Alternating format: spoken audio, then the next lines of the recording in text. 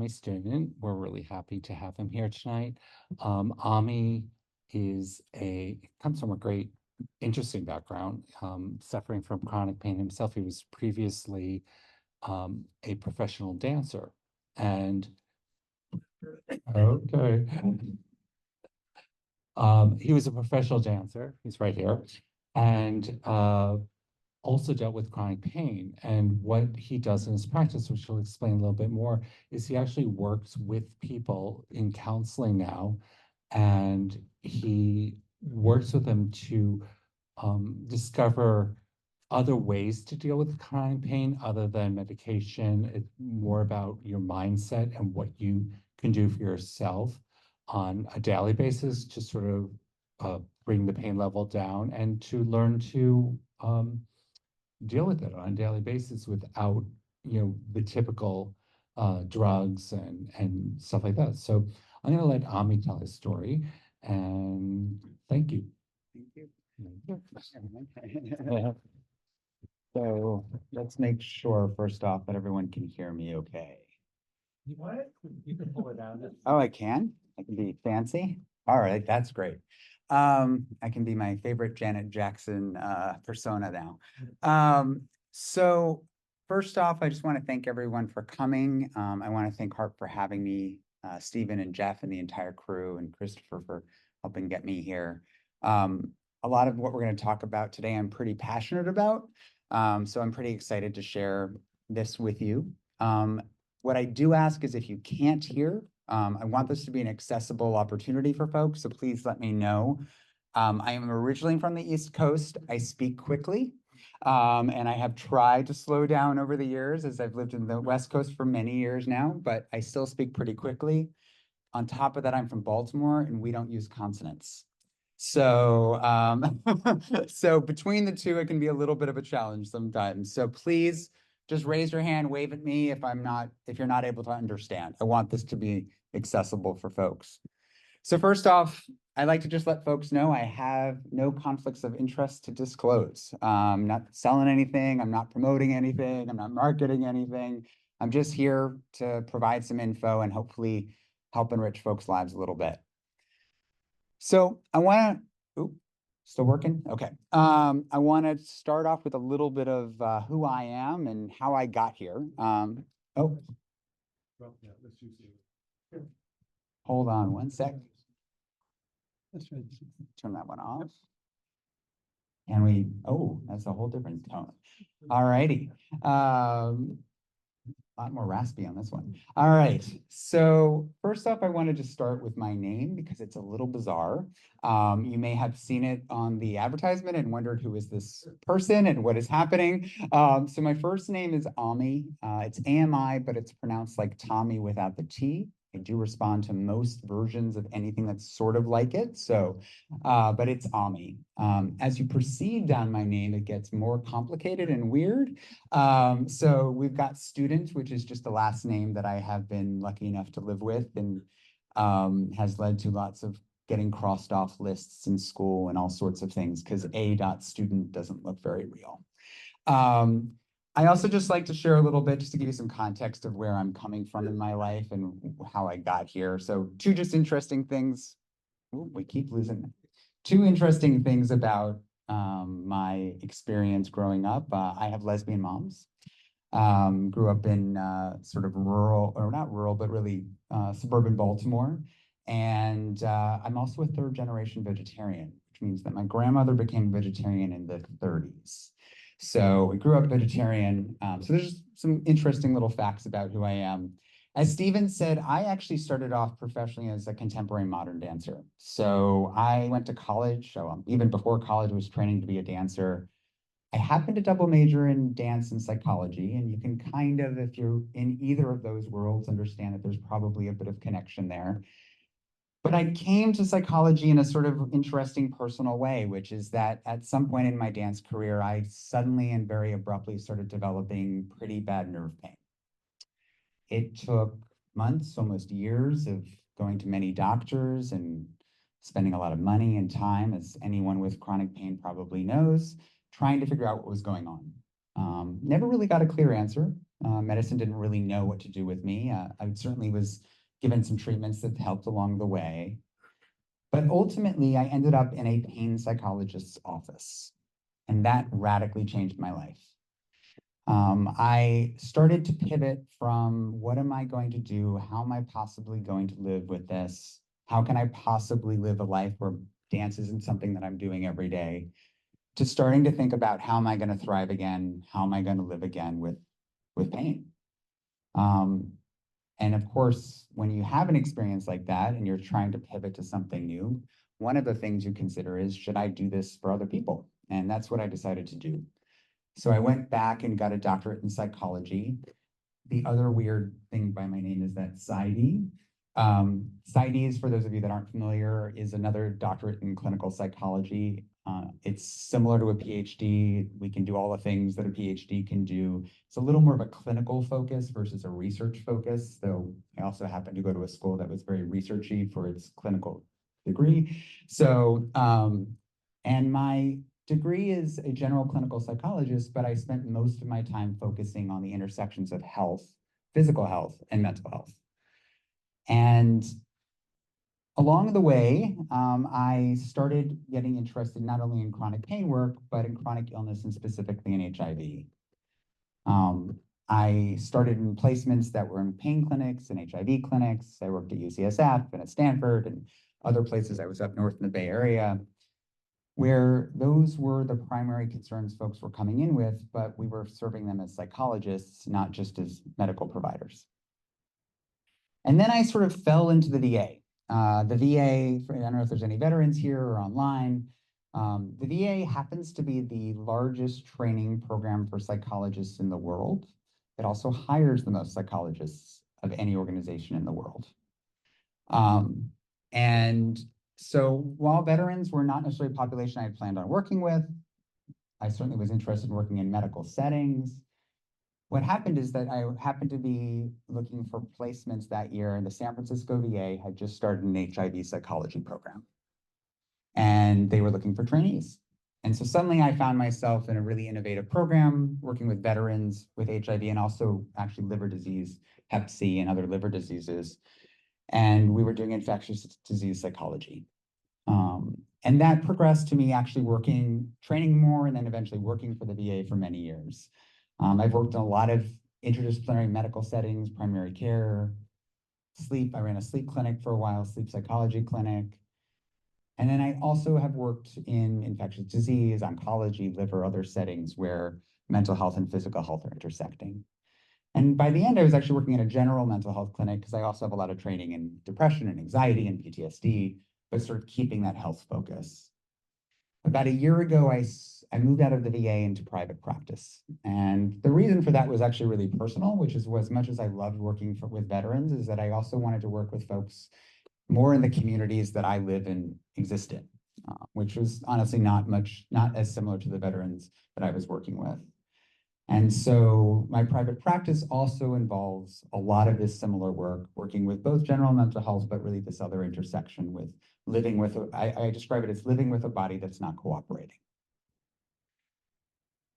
So the last part of this slide is also really important. And again, just to give orientation of who I am, we're going to talk about values later in the talk a bit, but I like to share with folks, and I share with my clients as well, some of my core values that I'm bringing to the work. I think it's important to come from a place of meaning and value.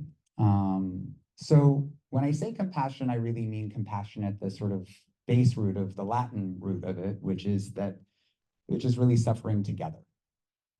Compassion gets frequently confused with kindness, and they're very different things. Compassion is about being with suffering with others and supporting them in their suffering. And that's vitally important to the work that I do, and hopefully will come clear as we continue today. But I don't like just doing it for people or witnessing them doing it, but it's collaborative. I want this work to be collaborative. I want to be a team where we are developing something together.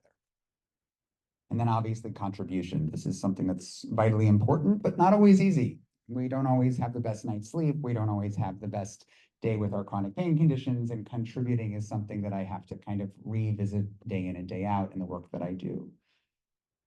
And then genuineness, as you've probably already guessed, I'm not one of those therapists who sits there with a blank face and doesn't say much.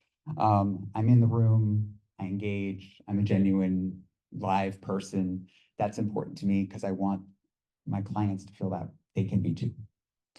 And the last one is probably the hardest for me to kind of be consistent with, but is actually, I think, one of the most important, which is playfulness and fun. I'm hoping today we're going to do a little bit of stuff that can be a little bit not just about the hard suffering stuff, but also how do we start to get a little playful with some of this stuff that can be so gut-wrenchingly difficult? Is there room for that as well? So I also want to situate a little bit. We've talked a lot about health psychology, and I think it's important that I just describe what that is because I don't want to make assumptions that everyone's interacted with a health psychologist.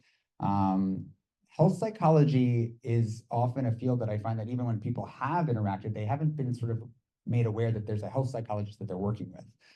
Health psychology is part of a much broader field called behavioral medicine. And behavioral medicine is really an interdisciplinary field. It involves psychologists and social workers and occupational therapists and physical therapists and physicians and nurses and pharmacists and physical therapists. I mean, it goes on and on. The idea of behavioral medicine is really to think about health beyond the mechanical, meaning we aren't just bodies that need repair like we take car to the mechanic. That we live in our lives with our bodies. And what that means is that we need to think about health as a much broader experience than just one of going to the doctor, slapping something on top of something and saying fixed. It's especially true when something's not necessarily fixable. And of course, HARP is a great example of that, right? So we are here because we are thinking about how to think broadly about the experience of living in our bodies as they are with whether they're cooperating or not. Now, behavioral medicine goes across the entire health experience. So we're talking prevention, diagnosis, treatment, rehab, recovery, health promotion, public health. Within behavioral medicine is this field of health psychology. Health psychologists generally, most folks have a doctorate in health psychology or a doctorate in psychology and focus on health. There are some master's level psychologists as well. And we really look at how you think, act, and feel, and how that interacts with your medical, physical experience, and vice versa. How your physical and medical experience impacts how you think, feel, and act. And we look at that kind of interaction. So that's what we're going to do today. When we think about the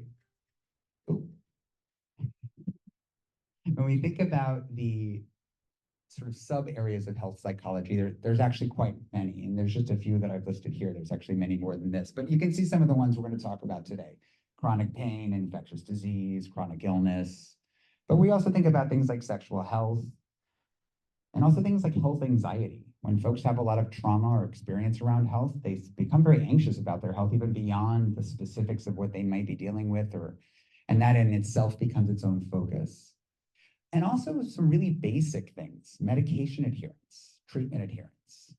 You know, so often folks are given a medication, they go to the pharmacy, they pick it up, and that's the end of the story from the healthcare sort of programmatic approach, right? We've given you this thing, now take it. But we as humans go into our lives now having to figure out how to take this medication. We have to, one, remember to take it. We have to deal with the side effects. We have to deal with all of the impacts in which that medication is going to have on our lives. It's not just a one-time experience. So health psychologists help with all of those pieces. So let's talk a little bit now. I'm going to move myself over here. Cancel that out. All right. Let's talk now. Let's move into the subject matter here, which is, let's start with pain. And I'm actually going to start with the real basics, like what is pain? Because we can all use this word and probably all have experiences and meaning and relationships to it, but what is it at its heart? Well, at least one basic definition is that it's an unpleasant sensory and emotional experience. And I want to think about this because I think it's actually really important because we talk about pain like it's just a physical experience. Now, the challenge is that all of pain is interpreted through our central nervous system, our brain and our spine. And so, you know, this guy picks up this heavy thing and something happens in his back, it's his brain and his spine that interpret that. And along with that usually comes some emotional experience. Frustration, fear, anger, disappointment, all sorts of things. So pain is never really just a physical experience, it's also an emotional one. And you can begin to see where the work that I do becomes important. Another way to kind of think about this is if you stub your toe in the middle of the night and there's nothing else but the toe and the darkness and you, it's going to hurt like a mother, you know? It's going to hurt real bad. You're going to be really upset. It's going to be hard to go back to bed. You're going to be annoyed and pissed off and focused on the toe. At least that's what I would be like. If you stub your toe on the way out to pick up your best longtime friend from the airport, it's going to be a different experience. Now, depending on your experience, it will be different than mine. It might be that, oh my God, I don't have time to think about this. I've got this really important thing coming up that I'm really looking forward to. That may make it less of a big deal, may make it more of a big deal. But the reality is the context and the emotional experience have an impact on how we relate to the pain, the physical experience. All right. That said, this is a really important caveat. Many people are referred to mental health when they have chronic pain and told that they are making up their pain or exaggerating, or it's not as real as they think it is. They're getting too anxious. They're getting something, right? And we know that there's a lot of stigma out there around pain. There's lots of research there's a lot of literature in the research. There's a lot of anecdotal experience. And frequently people, when they come to me, they're worried that they think that I'm part of that system, right? That they're coming to me because they think someone has basically told them they're making it up, it's in their head. I want to be very clear. That's not where I stand. I'm a real believer that your pain is real. You are feeling physically the things that you are feeling, and more than likely it's awful. We have to start from that place. The reality is that's also what's happening. Now, there's a caveat to that caveat, which is that everyone's pain is in their head. All pain is processed through our nervous system, our brain, our spine, our nerves.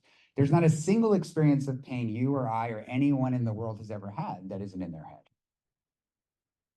Now, that's useful as a psychologist because there's another way we can get into your head, which is thinking about how you think, feel, and act.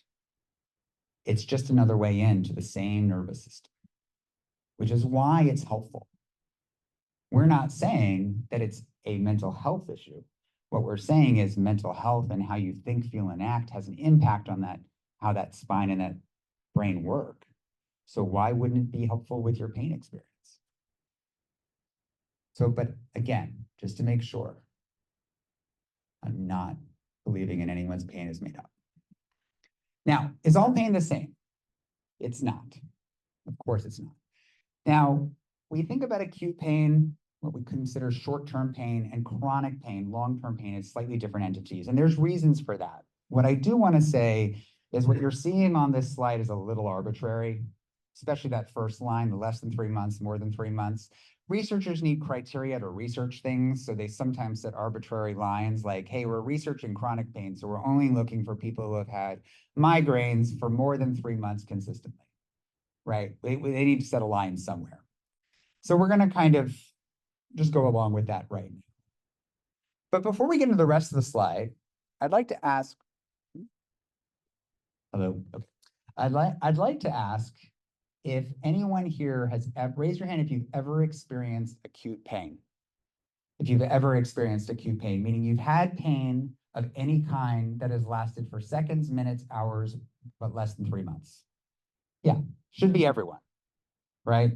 You've at least got a gnat in your eye at one point and it hurt or was uncomfortable, right? Like, let alone stubbed your toe, broken something, burned your hand, on and on and on. Now, for disclosure's sake, I'm not going to ask people to disclose their personal health conditions. So I'm going to ask the second part a little bit differently, which is, have you or someone you've cared deeply about ever experienced chronic pain? meaning you've had pain that has either lasted continuously more than 3 months or has come back and forth for more than 3 months. Yeah, pretty much everyone. That's pretty consistent with the data. So there is a misconception that chronic pain is not a common thing. It's a very common thing. Now, there are some other distinctions here between short-term pain and long-term pain, acute pain and chronic pain. One is that when we think about short-term pain, we think about it more as a symptom. You stubbed your toe in the middle of the night. The pain is a symptom of that stubbed toe, right? It's a symptom of the inflammation and the disruption to the tissue that's been caused by that stubbed toe. The same is true of a burn or of some other thing. Should we switch mics? Okay, we'll try. Sorry. I wonder if I should, maybe it needs to be in place. Right into it. Not, yes. Like this? All right. My biggest problem is that I gesticulate a lot, so this is very hard for me. So the dancer in me is struggling. I was not a singer. So if we think about the difference between acute pain and chronic pain, so a symptom of stubbed toe, right? Broken leg. The pain is a symptom of that. In chronic pain, we tend to see folks more where the pain becomes its own condition. Chronic lower back pain, right? That's its own condition. Chronic peripheral neuropathy. It's a condition. So the other sort of pieces of that, though, is that when we think about acute pain, we frequently know what's caused it. You banged your foot in the middle of the night and it caused you pain. Sometimes with chronic pain, we know that too, right? That injury keeps going, and all of a sudden we've got a chronic issue. So we know. Sometimes we don't know. Chronic lower back pain is a great example. A lot of things we used to think cause lower back pain don't. When we look at people without lower back pain and who have lower back pain, a lot of times the same findings are found on the imaging.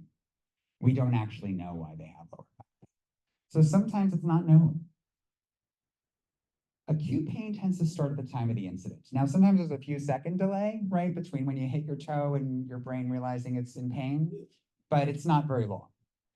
Chronic pain may start at the time of the incident, but may also start after the incident. I used to work at the VA, and I used to see a lot of folks with knee and hip pain, and we assumed it was because they were jumping out of helicopters and planes, but it might have started 10 years later, 20 years later. So we're not 100% sure, but it certainly started in a delayed way. It wasn't clear. Now, the other nice thing about acute pain is it tends to get better with time. It tends to heal, right? You put a cast on something, you ice it, you put it up, you rest. It tends to at least decrease in pain levels over time. Unfortunately, chronic pain usually continues. Sort of definition of it, right, is that it continues even once the healing time has progressed long enough that it should have, the tissue is certainly healed. And then acute pain usually responds to treatment. We're really good in medicine about treating acute pain. We really are. I mean, think about ibuprofen and Tylenol and all of these wonderful things that work. Casts and treatments for burns and all sorts of things work really well. Unfortunately, chronic pain tends to continue even with treatments.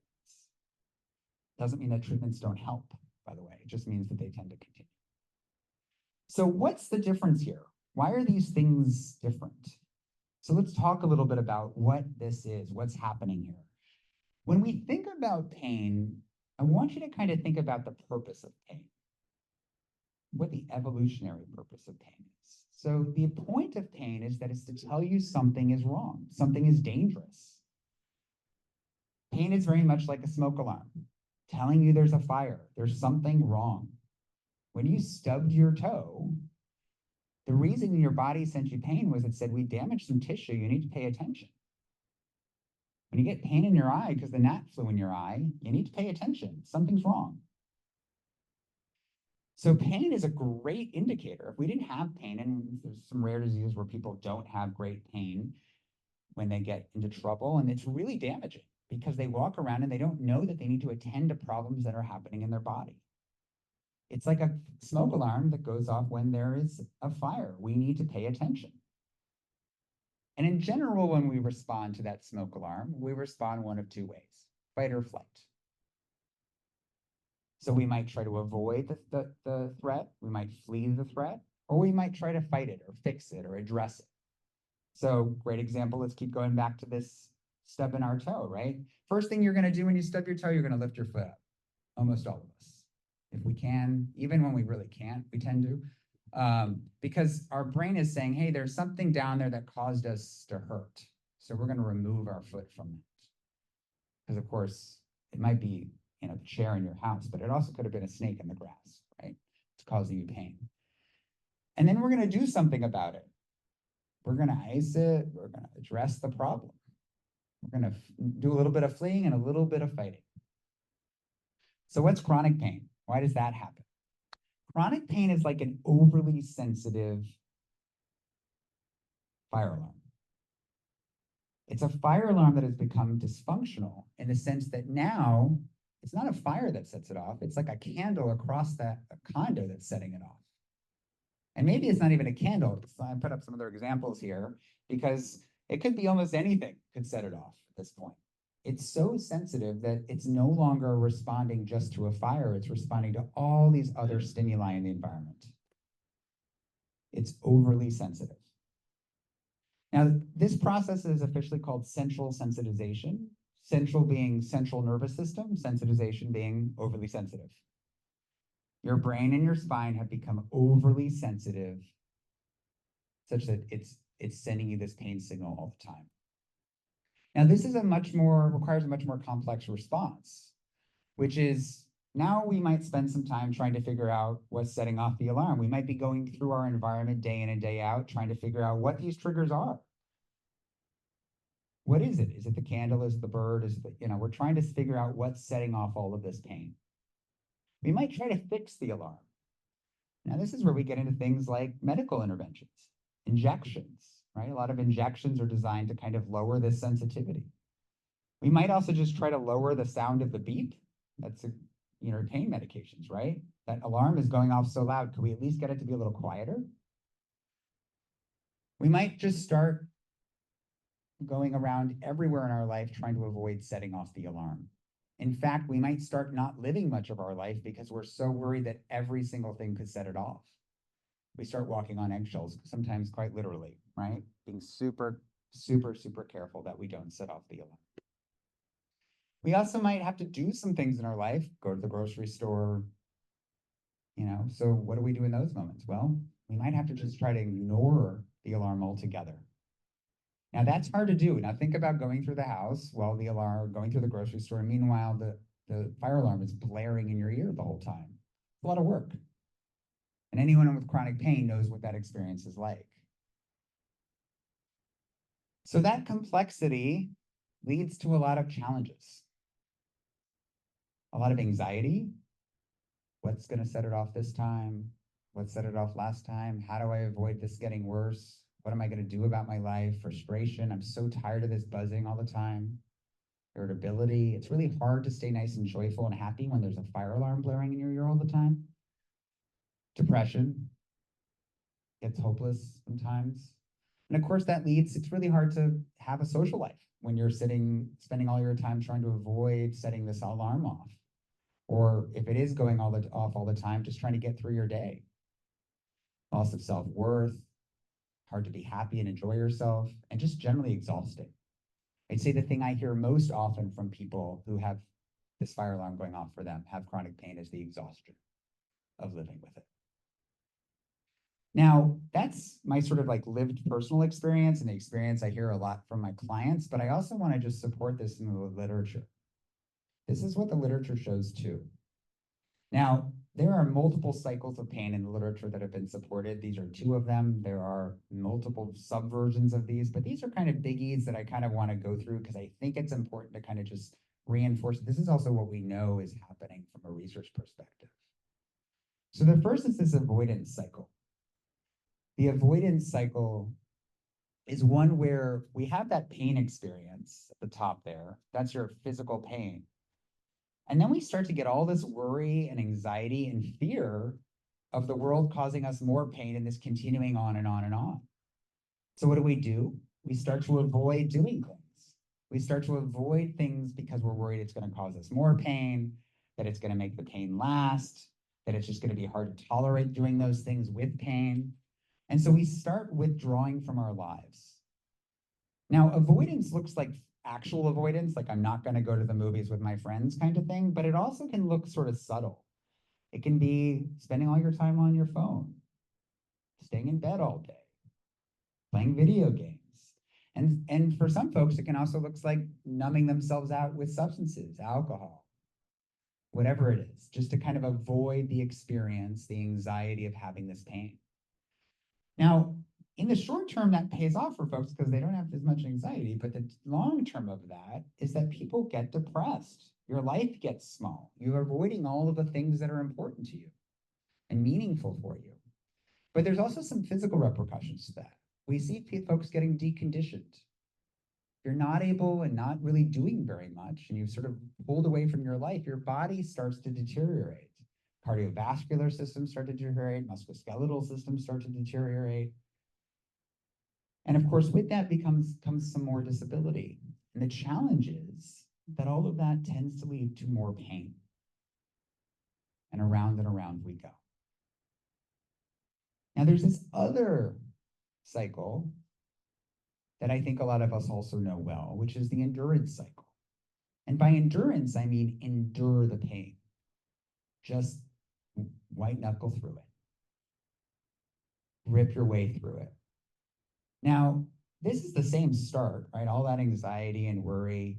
But if you got to go to the grocery store, I keep using that example because it's just such an obvious one, right? You got to go get food somewhere.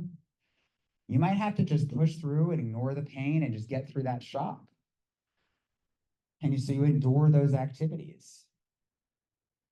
Now, the challenge with that is that is a lot of stress on a body that's not cooperating, a lot of work. And that overuse has an impact. For a lot of people, that overuse can then mean a really bad flare and a lot of recovery. It also leads to a lot of increased tension in the body. Your body kind of braces around things, right? It holds tension to protect that part of the body that's hurting. And also just, it's a tense experience to push through something so hard. Now, what does tension do? Well, more pain. And of course, more depression. And around we go. So what I want to note here, though, is this is where health psychology comes into play. What I've circled in purple is all the parts that are not the physical pain. Most of us focus our treatment on just that one part. The rest of this experience is just as big a part of the pain experience as the physical pain. So my job is to help folks with all the stuff circled in purple. There's another way to kind of frame this, which is pain and suffering. The pain at the top, all the rest is the suffering from having pain. I sometimes use this metaphor with folks, and I found that folks sort of really align with it, which is in that many ways, if you've ever heard the experience of kind of quicksand, right? You fall into the quicksand, and then people start to struggle to get out of the quicksand. And the more they struggle, the harder it pulls back. And then they struggle harder, and it pulls back more, and struggles and pulls back more.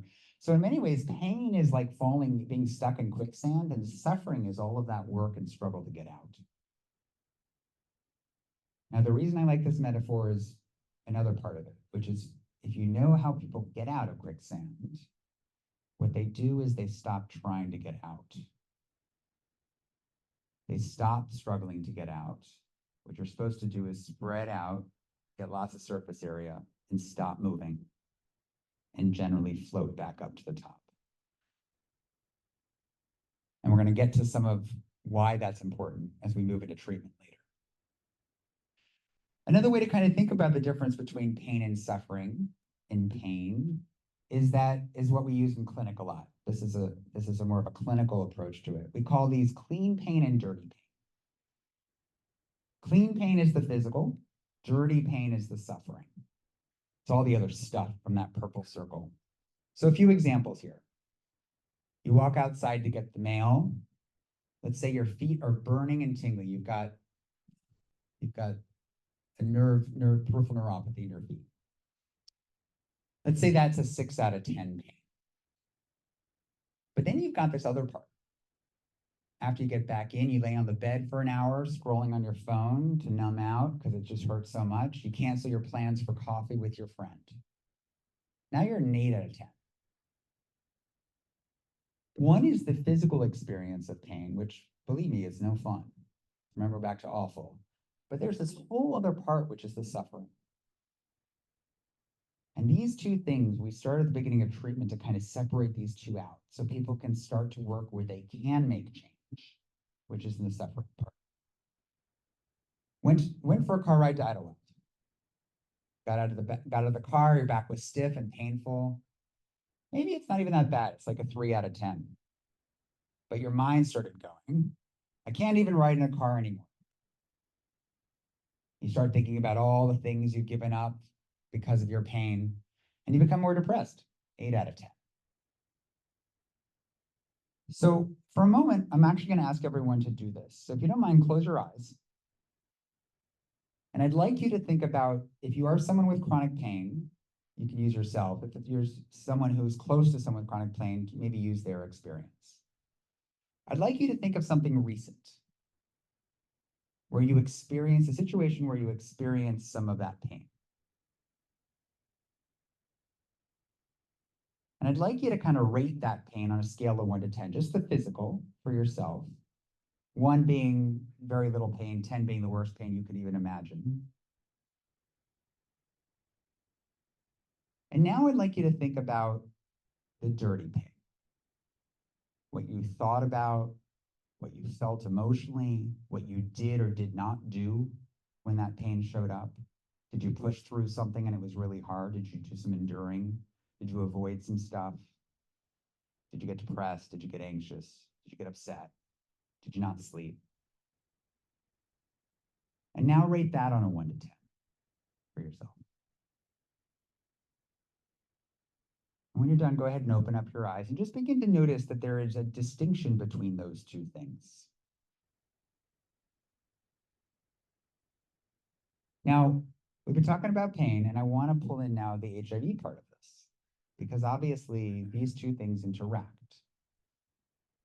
About 25 to 90% of people living with HIV, and you're going to see on the slides now, from now on, I'm going to use PLH, people living with HIV, as an acronym. So just when you see PLH, that's what I mean. 25 to 90% report chronic pain. Now, that is a wide set of numbers, and the reason for that is because the research has been widely spread about what the number is. Honestly, there's not a great sort of large study enough to give us a real sense in the general population of people living with HIV what the number is. So sort of a conglomeration of a lot of different smaller studies. We do know that women with HIV have higher rates than men of chronic pain. Now, that is consistent with folks without HIV too. Women in general tend to suffer from chronic pain at higher rates than men. There's not a lot of good data on folks who don't identify as men or women. So we don't have that data, unfortunately. Pain is for folks with HIV is associated with disability, low quality of life, not surprising given what we've been talking about. Pain is often on more than one site. So this is also a bit different than the general population. We tend to see it either be multi-site or widespread, meaning that folks are having it in various parts, sometimes traveling parts throughout their body. Now, this is the most common sites per the literature that are up there. I just want to note that this sort of ends up being the whole body. Joints, head, legs, back, chest, abdomen. When they say abdomen, we mean both musculoskeletal pain, but also GI pain as well. I've also, by the way, the literature on pelvic pain, so genital urinary pain is not great because there's a lot of bias that it doesn't get reported because people are embarrassed about reporting it. So I would be curious to know if there's more of that too. For people living with HIV with chronic pain, we see greater problems with depression, more likely to consider suicide, more likely to struggle with medication adherence. So this is a big deal, right? If folks are struggling with pain, sometimes that becomes an obstacle to not just their HIV medications, but to medication adherence in general. Social activities get lost. And then also, I just want to think about this from a really functional standpoint. Finances, work. It's hard to find work, stay working, maintain a job when you are struggling with chronic pain. We add to that the complexities of HIV. But there's also some unique issues here, which again, I don't have to sort of share. This is all probably lived experience for a lot of people in the audience, but both of these conditions involve stigma and substantial stigma, which is supported by the literature and supported by people's real lived lives. We know that if you look at just HIV stigma alone, or just pain stigma alone, we see substantial impacts on psychological, social, and physical areas of functioning. This is, by the way, what my dissertation was on. But what we also know is that HIV stigma in particular increases folks' risk for depression in those with pain. So the more, if for folks with HIV who experience more stigma, we tend to see more depression when they have pain. We also tend to see them avoiding more, and you can imagine why, right? If you experience a lot of stigma out in the world, you already have that impediment to being in the world. Now you've got pain, more likely to avoid the world. And anxiety sensitivity. Anxiety sensitivity is like the likelihood that experiences will lead you to sort of feel anxious. And of course, again, you're out in the world experiencing stigma. The world is a bit dangerous. We're going to start to see that anxiety kind of spread to other parts of living. So we've talked a lot about the problem, right? And I want to start now talking about what we do about this. And the good news is there are at least 2 very well-researched treatments for chronic pain in the health psychology field. The first treatment that I want to talk about is cognitive behavioral therapy. And I'm just curious, just in the room here at least, who has ever heard of cognitive behavioral therapy? Okay, great. So CBT, as we call it, not that kind, cognitive behavioral therapy kind, is a therapy, is a kind of therapy, a modality of therapy that we use across a lot of concerns. Chronic pain, chronic illness, but also depression and anxiety and PTSD and all sorts of things. There's CBT for tobacco cessation, there's CBT for everything. CBT is what's considered a second wave behavioral therapy. What that really means, if you think, let's sort of start with what the first wave is. So the first wave, think animals or mice in mazes, dogs salivating to meat, if you know about Pavlov's dogs, real basic behavioral ideas, reward, punishment, those kinds of things. But we were sort of applying those early, mid, last century. And of course, the problem is that humans also think, and we hadn't really taken into account that part. So cognitive is thinking. That just basically, it's practically, not exactly, but practically a synonym for thought, right? So cognitive behavioral therapy basically says the way we think and act impacts how we feel. Basic example, you wake up in the middle of night, there's a rattle at the window. If your mind says someone is breaking into my house, you're going to feel anger, anxiety, fear, worry, right? You're going to feel all those things. You might call the police, you might run, you might, all sorts of things. If you wake up to that same exact noise and you think, oh, that darn animal keeps getting in the backyard, we're going to react with a very different emotional response. We might be a little annoyed. We might be upset that we got interrupted in our sleep again, right? But it's not going to have the same impact. So the way we think about a situation, say pain, and the way we behave around the situation impact how we feel about it. So the aims of CBT are basically to decrease the depression and anxiety associated with the chronic pain and increase our functioning in our lives. So what do we do with CBT? Well, we engage in behaviors and activities that impact our level of arousal, because remember, fight or flight, so we want to bring that down because that arousal from the pain all the time is really hard. We do things that help increase our mood and our sense of mastery, because we tend to lose control, a sense of loss of control in our lives when we have things like chronic pain or bodies that are not working to our desired levels. So examples of this might include pleasant activity scheduling, which is literally what it sounds like. It's literally the idea that you are scheduling enjoyable things in your life because those get lost, and sort of helping yourself do things that make you feel better. Activity pacing, which is how are you going to do your activities in ways that you can actually do with a body that's hurting? How do you pace them out? And relaxation exercises to help with that extra sort of arousal level that happens when we're always in pain. And that's the behavioral side, but then there's this cognitive side. What do we do about your thoughts? So what cognitive therapy does is it says, hey, you know, a lot of our thoughts aren't actually that helpful. And in fact, a lot of them are really irrational, especially those that are causing us problems. They tend to be really distorted. So for an example of that would be when we catastrophize a thought. We think about the last worst case scenario. If I have a pain flare at work, I'll just lose my job. End of the world. I'll be out of work. And what we do with cognitive therapy is we help folks really look at the rationality or irrationality of their thoughts and help them come to a more rational place around them. We help them look at the evidence for and against their thought being really this extreme and help them come to somewhere hopefully a little bit less stressful. And hopefully when we pull it back a little bit, their emotional reaction's a little less intense. Some other examples of those sort of kinds of thoughts that get us into trouble are migrating thoughts, where we assume we know what people think about us. Everyone sees me as a burden. That everyone is a kicker for folks, right? That's a big thought. Everyone sees me as a burden. You can already tell where the distortion is, right? All the time, everyone. So we help folks kind of question and sort of what we call restructure, reframe those thoughts so maybe they don't cause as much stress. And then there's these should statements. And these, by the way, there's lots of these kinds of thoughts. These are just examples. I should be able to garden for more than 15 minutes. I used to be able to. I should be able to do it. My neighbor can. So what do? We help people sort of put together a little more rational perspective on that. But there is a problem with this approach. And the problem with this approach is not that it doesn't work.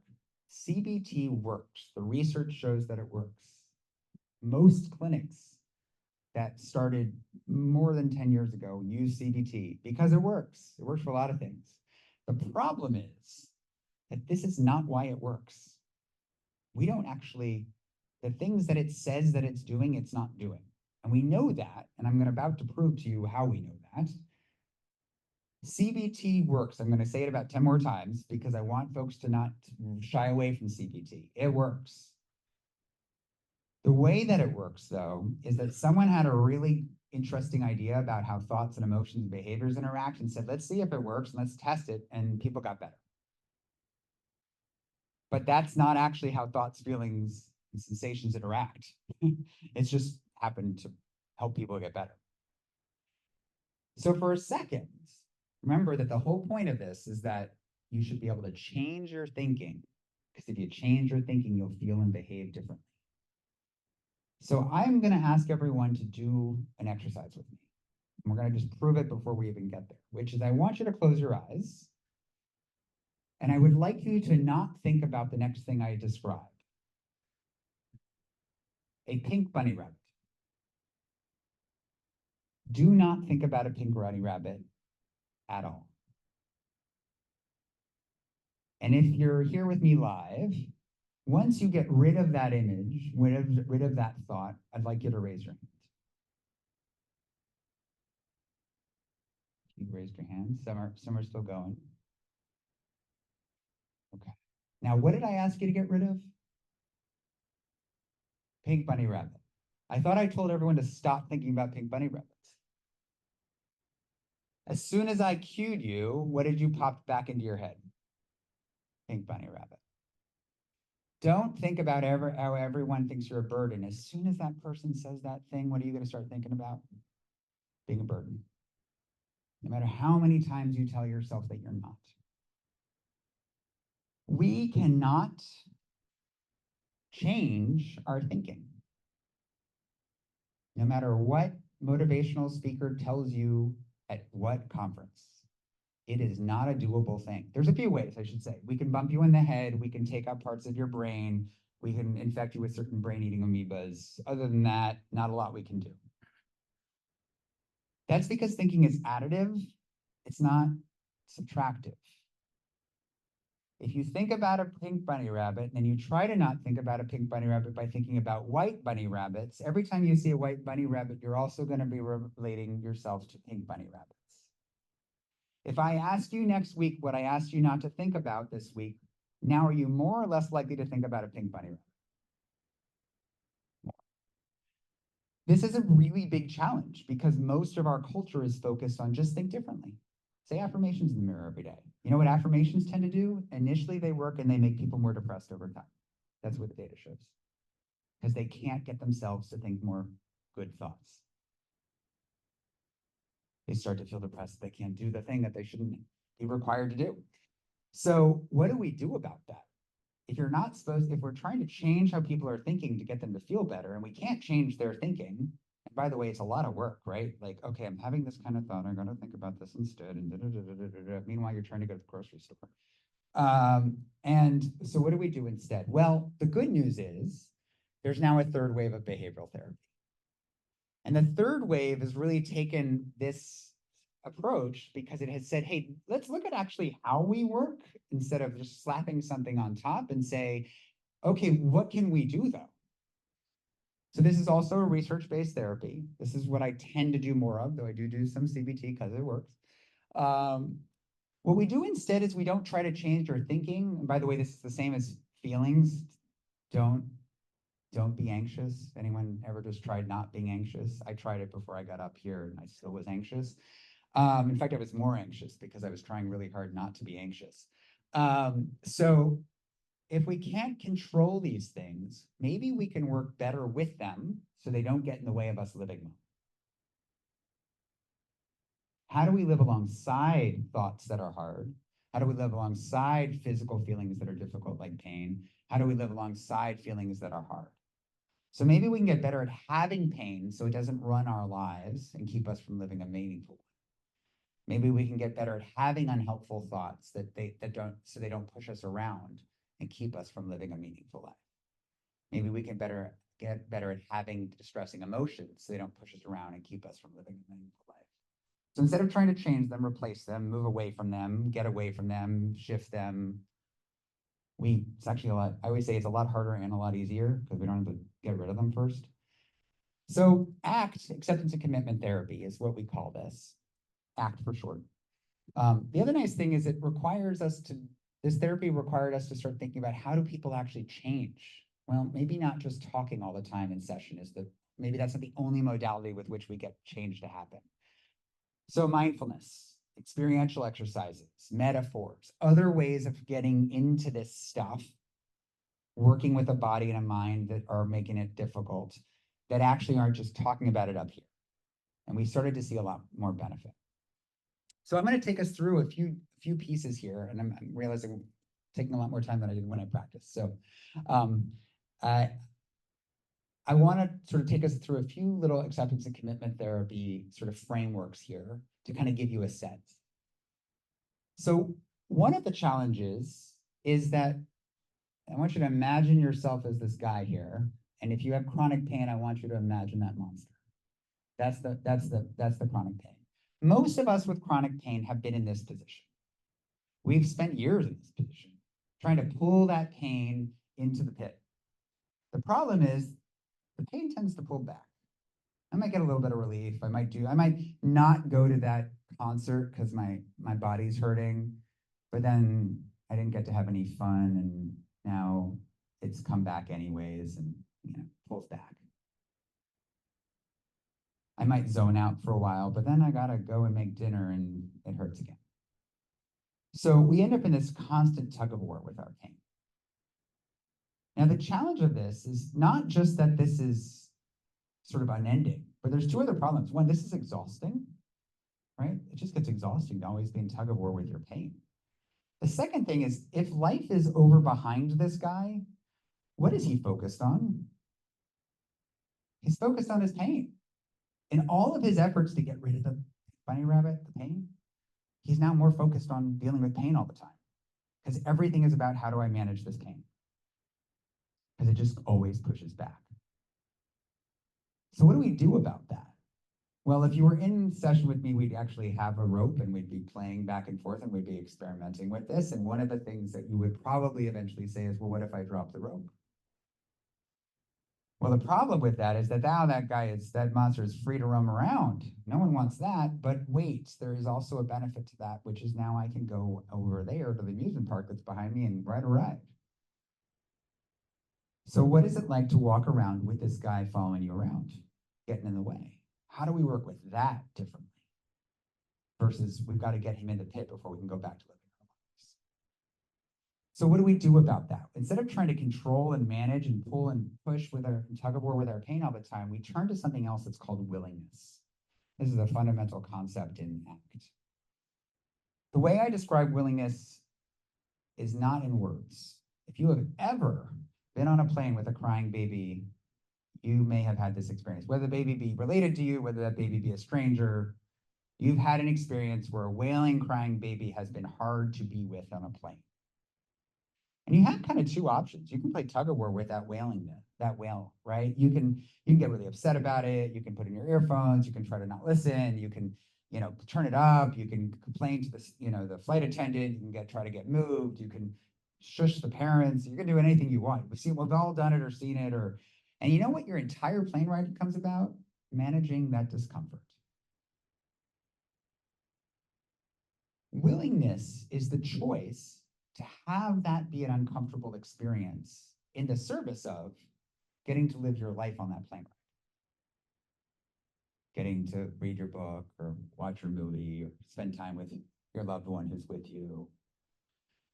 Now, that wailing is going to keep pulling your attention. It's going to keep pulling you to want to play tug of war with it. So it's a constant choice. Now notice I'm not saying ignore, right? I didn't say turn away from it, pretend it's not there. I'm actually saying, how do you turn to a place where you can actually let this be part of your experience of riding that plane radically? This takes practice. This sounds really easy up here. It is not easy to do. This is something I do experientially in small steps and larger steps with my clients all the time. We do what's called willingness experiments. Sometimes starting with a wailing baby sound. What do we do about that? Another area that we work on. So everyone put their finger up in front of their face for a sec. If you're online, please do this just because it won't make sense otherwise. And I want you to imagine it's like your eyes are like a camera. And I want you to just focus on the near view, on the finger. Now I want you to imagine you keep that focus and you try to go live your day. You try to get in the car, you try to drive, you try to go see loved ones, you try to do your laundry, you try to do all that thing. It's going to be pretty hard. You're going to be bumping into things. You're going to miss a lot. You're probably going to hurt yourself. You're certainly going to walk by friends who are on the sidewalk and not notice them, right? You're just going to live your life focused on this thing, and everything else is blurry. Now, the best option would be if we could cut off your finger and you could just live life without this in the way. But instead of doing that, what I'd like you to do is just focus your attention out the far view. If you're like me, and my eyesight's not great, but if you're like me, generally then your finger becomes a little blurry and the rest of the world comes a little more into focus. And so, well, all we have done is shift your attention. It's all we've done, where you are focusing your attention. So of course, the metaphor here is, this is pain. Your finger is the pain. We can't get rid of it. But what we can do is notice that our attention has been deeply attended to one part of our experience, the pain part. Put your fingers down.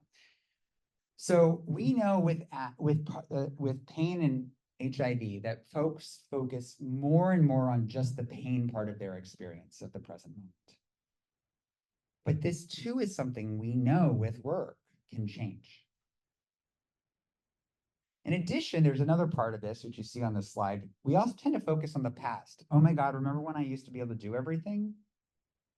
Or last time I went to the movies, I couldn't get out of that seat for an hour after because I was in so much pain when I got up. Or we tend to focus on the future. What am I going to do at the holidays this year? I don't know that I can do all of that. How am I going to possibly wrap all those presents with my hands hurting this much?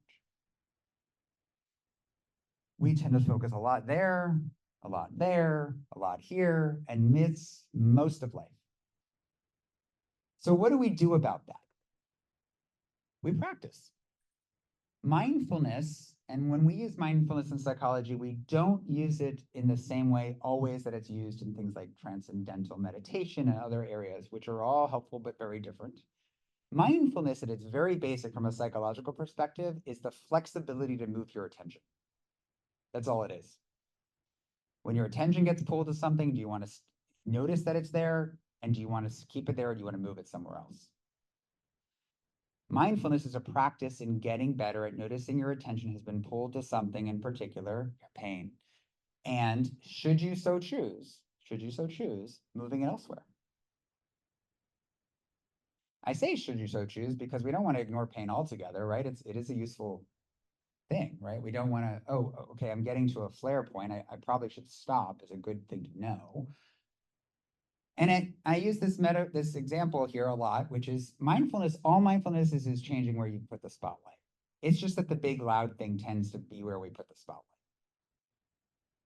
This is something we know people can learn. They've seen it. It's also something that takes practice. Another thing that happens, back to values where we started. So I want to kind of think about values here in a very important way. Again, a psychological way. For a lot of folks, values has sort of a social relationship to that word. I want to sort of pull it to something else. When I say values, I really mean a fundamentally important part of living. What brings you meaning and purpose? What's important, what you want your life to be about.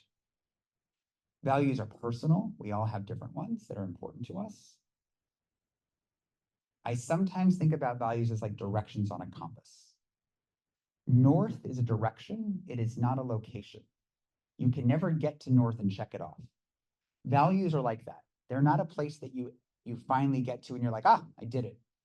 I value genuineness. I've done genuineness. I am done for life, right? No, I value genuineness. And the nice thing about the compass metaphor is you can pull out your compass and go north from anywhere. I can choose genuineness in almost any situation. It may look different. What genuineness is going to be different. I can choose compassion in a different situation. Here's just a few other values. There's hundreds of them. The lists that I give people are very long. But we know when folks are struggling with a body that's not cooperating, they tend to get really distant from their values. Again, anecdotal, personal, research support, all of this. So one of the big fundamental issues is that often when people have a body that's not cooperating, the way they used to head north before is no longer available to them. So if you're someone who loves adventure, and adventure is really a fulfilling north for you, and you used to go on 10-day backpacking trips, and now you have chronic pain, that becomes distant. In fact, I often find that when I see folks with long-term HIV and or chronic pain, it's been so long that they've been distant from their values, they're not even really sure what they are anymore. So what do? We help people clarify, and then once clarified, commit to living their values in new alternative ways sometimes, getting creative with them. And to do that, I frequently have people think about some of the most maybe morbid, but also kind of important things, which is at the end of your life, what do you want your life to have been about? Because there's nothing like finding what's important to you than thinking at the end what's really important. Part of values is that they have to be freely chosen. It's one of kind of what the research says is really important. If you are saying this is my value because you think you're supposed to have that value, you will not find fulfillment in approaching it. It has to be freely chosen.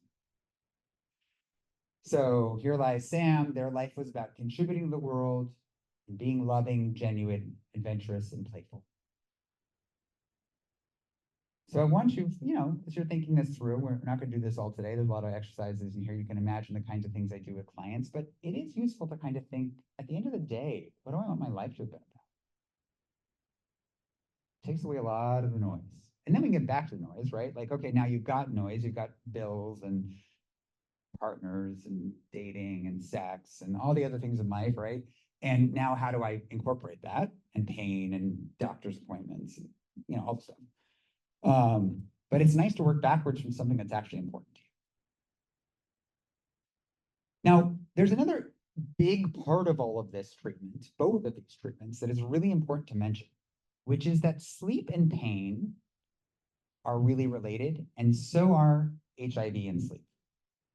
We know that if you put any of the two of the three of those together, problems with any of the two of the three of those, we see problems. There's a little less research on all three just because it's a more specialized thing and people like to do big research projects that get them a lot of notice and they tend to get less specialized. But the reality is we know two of the three of any of those cause challenges. In fact, we know that sleep treatment is necessary in most situations separate of pain treatment or depression treatment or anxiety treatment or post-traumatic stress disorder, because sleep responds only to sleep treatments. We don't really know why. The old idea was that if you have sleep-related depression, if we treat your depression, the sleep problems go away. That's not what happens. If you have PTSD, we treat the PTSD, the sleep problems go away. That's not what happens. If you have chronic pain, we treat the chronic pain, the sleep problems stay. So what we need to do is treat the sleep too. So sleep treatment is pain treatment at some level. We have to include it in the picture, which is why I'm including it here. So for people living with HIV, we know that the major three sleep concerns are insomnia, not surprising, right? And you can imagine why, all of the various reasons why. Sleep apnea, which we're going to talk about in a second, and trauma-related sleep disturbances. Trauma-related sleep disturbances involve things like nightmares, nightmare enactment, sort of running, kicking, jumping in your sleep, sleep night terrors. There's a lot of other things that we see. There's probably going to be a new diagnosis in the next DSM called trauma-associated sleep disturbances for folks with a history of trauma that are specific to that and how the brain works around sleep. There's enough of a research developing around it that we're going to probably get that. But I want to talk at least about the first two just for time's sake. So for sleep apnea, for those of you that don't know, sleep apnea, obstructive sleep apnea, is when you actually get a closure or partial closure of your airway while you're sleeping. Now, the challenge with that is multiple. One of them is that you are choking at night. And if you think about what happens when you choke day or night, is you go into panic, you go into fight or flight. It's really hard to sleep when you're choking on a cracker, right? The same is happening at night. Not only that, think about all the systems that get involved when you're in panic mode. Honestly, every system of the body gets involved. So if that's happening multiple times a night, every night, what the stress on the body is pretty significant. We see increased incidence of sleep apnea in folks with HIV and in folks with chronic pain. So when we think about diagnosis of sleep apnea, we're thinking about at least 5 episodes of either full collapse of the airway or partial collapse per hour. So just think about it. At a minimum, you sleep 8 hours, 5 times an hour, panic, choking on something over and over and over again every night. The impact on the body. I don't mean that to scare people, but just to kind of think, I think we think about sleep as this kind of thing that happens, but it's actually pretty significant. So I'm gonna not go through this in great detail. I also just want to caveat that I am not here to diagnose anyone. You are not my clients. It's not what we're doing. This stop bang is a screening measure, also meaning that it is not a diagnostic measure. What it means, what a screening measure means, is that if you score positive on this, you are slightly more likely to need some more assessment to see if you do have the problem than someone who scores negative on it. It does not mean you haven't. I'm just going to say that a few times. Stop bang is, as you can see, if you score at least 3 or more on this, you're at higher risk for having sleep apnea and might want to just talk to a provider about it. Now, there's some literature to show that this is true in folks with HIV. This is less useful for folks who end up having mild sleep apnea. In other words, if you have moderate or major sleep apnea, a really big problem, this will probably screen positive for you. But if you end up being someone who only has mild sleep apnea, this may not do you any good. So it doesn't mean you shouldn't still talk to your provider. And last thing I want to talk about, I'm sorry I'm going a little over time here and I'm almost done, but is insomnia. I would ask if anyone's struggled with insomnia, but if we have, yeah, the answer is yes, right? It's a human problem, it's an American problem, or Western problem in particular. It's also a huge problem in folks with HIV and with chronic pain. Again, not a lot of shared data, but the two populations separately. Insomnia, at the very basic, falling asleep difficulties, staying asleep difficulties, waking up too early, one or some mixture of those, short-term, long-term. Now, to get an actual insomnia disorder diagnosis, you have to have one of these other two things, which is you have to find it distressing, or you have to have some kind of impairment. You're really tired during the day, you're having trouble focusing, you're extra irritable, something like that. Ultimately, by the way, it's not a problem if it's not a problem, right? If you're someone who has always had trouble falling asleep, but you figured out a life where that's okay and it doesn't really affect you, all power to you. So what do we do for insomnia treatment? You're going to see some familiar words up here. CBTI, cognitive behavioral therapy for insomnia, is the gold standard first-line treatment for insomnia, chronic insomnia. Period. End of story. That's what it is. Now, there's a reason for that. There's tons of research to support it. All of the major guidelines support it. American Academy of Sleep Medicine, the ADOD guidelines, American College of Physicians. It is first-line treatment for insomnia. Now, this is a rare situation where the psychological intervention is considered first-line treatment. It's taken a long time for that message to get down, and you can imagine why, to the providers who were referring for that treatment. I almost said the other word. Now, there's a reason for this. And then, by the way, I am not anti-medication for pain, for anything. I just want to be very clear. Do what works. The problem is that we don't have good meds. We just don't. The technology for the sleep meds, they keep trying to tweak. And honestly, if you've tried a sleep med, you've probably either had success falling asleep, but then wake up in the middle of the night. You've been able to stay asleep, but then you're groggy the next day. You've had it conk out on you after a few days. You're not able to take it regularly because you might get dependent on it, on and on and on and on, right? Not only that, they have risks, substantial risks. People fall risks. Falling is not a minor issue. We all know that, right? That it's sort of this thing that's, oh, people fall and it's dangerous. And the amount of ER visits due to falls. Impacts on cognition. You're trying to get better sleep so you can think more clearly, but the med is making you not think clearly. Daytime sedation. Again, if the point is to sleep better so you can feel more awake during the day, med's not helping very much. Rebound insomnia. The folks don't really know this, but almost all of the sleep meds have some kind of rebound potential, meaning that you take them and as soon as you stop taking them, your insomnia will get worse than it started for at least a few days. So what does that do? It causes people then the next night to say, oh my God, I got to take the med again. And then dependence. We just need more and more over time. There's withdrawal effects, all sorts of things. Most studies also have only been done on short-term courses. And that's why you see all of these meds approved for short-term use in insomnia. There actually just isn't good research on people using Ambien for 5 years. So the other thing is just to know that the data for older folks is particularly concerning. About 1 out of 13, it takes about 13 folks to successfully treat one person who's over the age of 60 with a sedative medication for sleep. And then about 6 until you get someone with one of those costs. The cost benefit doesn't look so good. So I want to be clear here.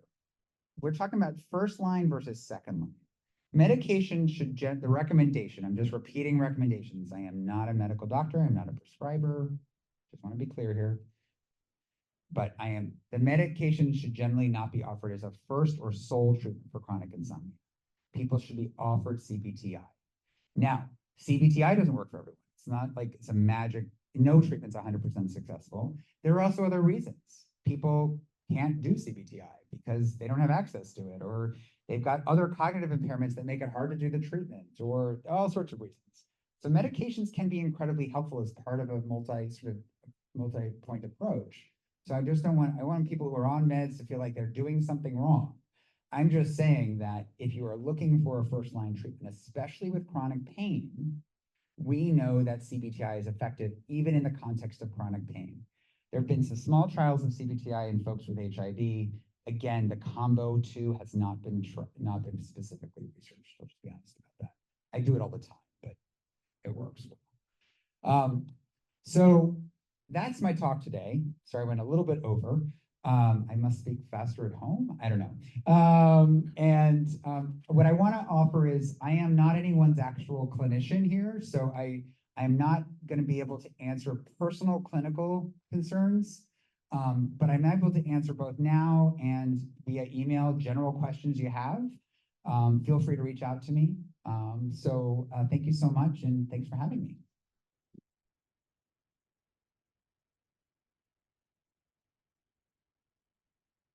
Questions?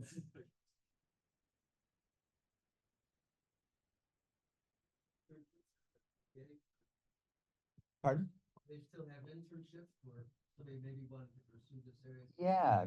Question is, do they still have internship as the VA for these kinds of concerns? Absolutely. In fact, what's really cool is that I happen to work in the first HIV psychology unit, and that director then became a national person to spread it out through a bunch of VAs. And she's a psychologist. So now there are multiple training programs specializing in that in the VA. Absolutely, across the country. Yeah. Do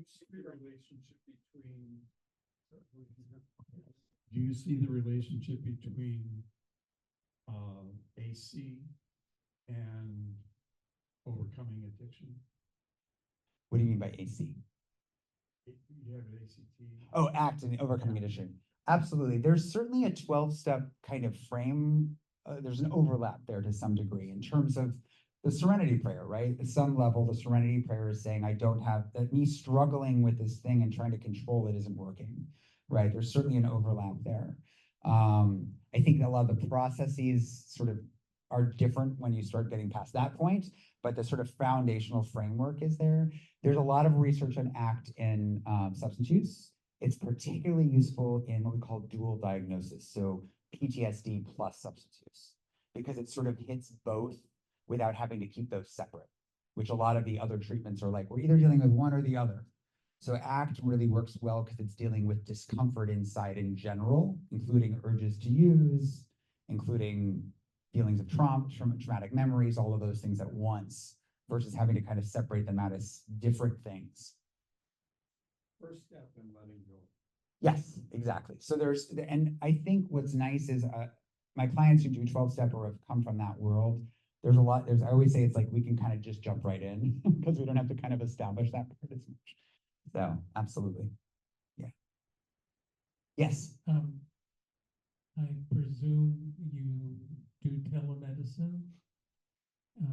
Do your clients meet with you, excuse me, weekly, bi-weekly, monthly? How focused does one need to be? Good question. To gain solutions? Yeah, no, very good question. Right, because there's a lot of sort of traditions in mental health of like the 50-minute hour and like these expectations, which by the way are mostly related to billing, because Medicare has us all stuck in certain frameworks. But what I do personally, so my practice right now is fully telehealth, and part of that is personal because I'm multi-city right now. I'm here and also in LA. But also because I see a lot of folks who are immune compromised, and I work really hard to make the space safe by keeping things telehealth and accessible. So I recommend usually that we start weekly, once weekly. I find the data shows that adding a second time per week doesn't actually do very much. It's just sort of overload. for most people. And I start weekly, and then usually after a period of time, once people are sort of really moving forward and making shifts, then we kind of drop down.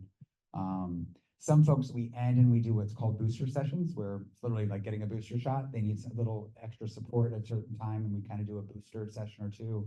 Some folks we sort of just sporadically do more like monthly or every 2 months to kind of make sure they're kind of keeping up with things for themselves. There are therapies where biweekly is helpful, twice a week is helpful. Usually not the pain work and the chronic illness work, I find. Mostly, and just to add to that, the nice thing I really like about ACT is it's really about sort of not minimizing, but assuming that my 50 minutes with you is not the point of the treatment. The point is that you live the rest of the hours on your own. So we're working on that, not on the time that we spend together, if that makes sense. So there's a lot of between session work and exploration that I have people do, and then they kind of come back and we sort of iteratively work from there. So the magic happens in session, but it really happens out of session.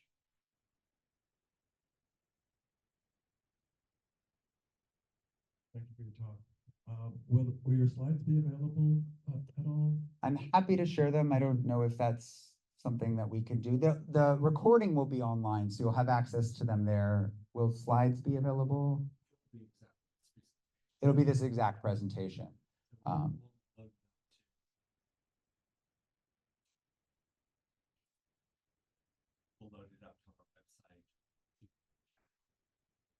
So it sounds like, yeah, it'll be on like the website and the YouTube channel, the whole presentation, so you'll have access to the full video. Yeah, yeah.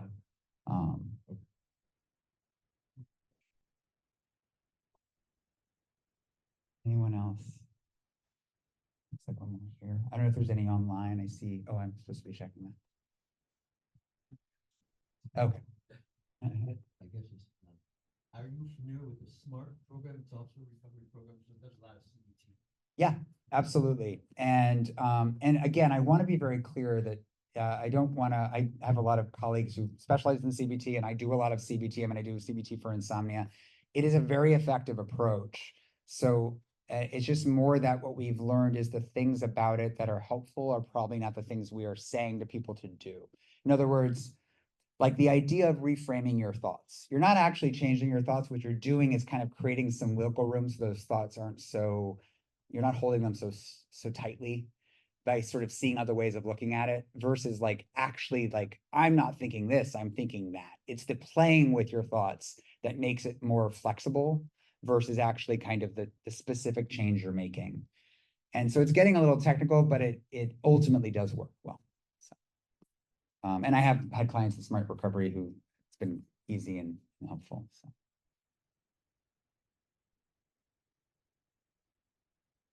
All righty, excellent. Well, thank you so much. Thank you. Thanks, everyone. Yeah, thank you, Dr. Seeley. And thank you, everyone at home that, oh, let's see. Thank you, everyone at home that tuned in, and be sure and check out our website. And we are going to be on hiatus over the summer. So our next session will be at the beginning of September. So thanks a lot for joining us, and have a good summer. Thank you. I brought some cards, so I'll leave it here. If people, it has my email on it. If folks have questions that pop up, as long as that's okay with you guys, feel free to email me. I want to be a resource, so I'll leave them there if folks want. What?